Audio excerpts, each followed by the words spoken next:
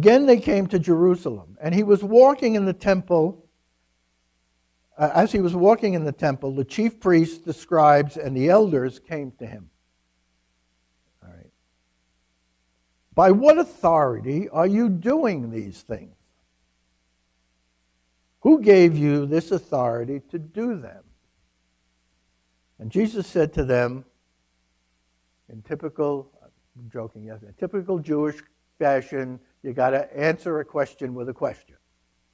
So, Jesus asked them a question. I will tell you by what authority I do these things, but I'm going to ask you a question. And here's the question. Did the baptism of John the Baptist, come from heaven, or was it of human origin? Answer me.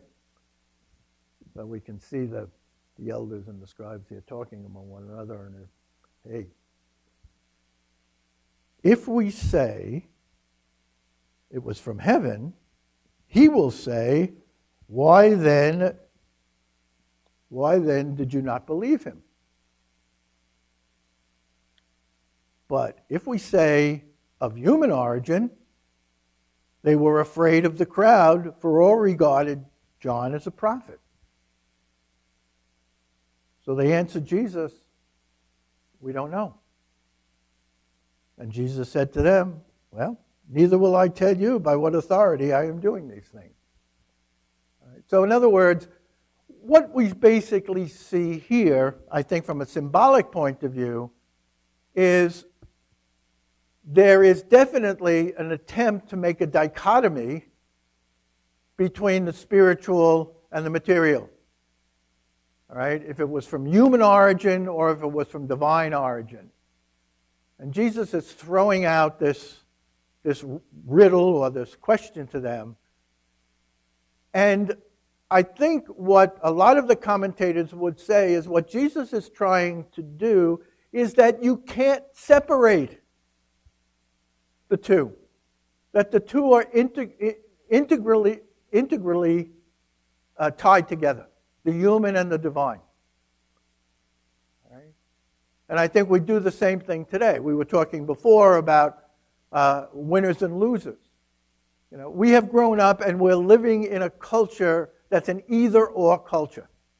All right? You have to remember, we also were very much influenced in our education by Greek way of thinking. So we make the separation between body and soul. All right? In the Semitic mind, the human person was a whole.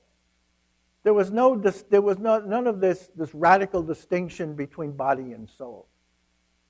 Jesus looks at the human situation holistically. And again, I think in today's day and age, what is becoming very, very obvious since we've become such a society that is so divided, that I'm beginning to think that, thank God, finally we're beginning to see we can no longer, for the important things in life, we can no longer live in an either-or world. Right?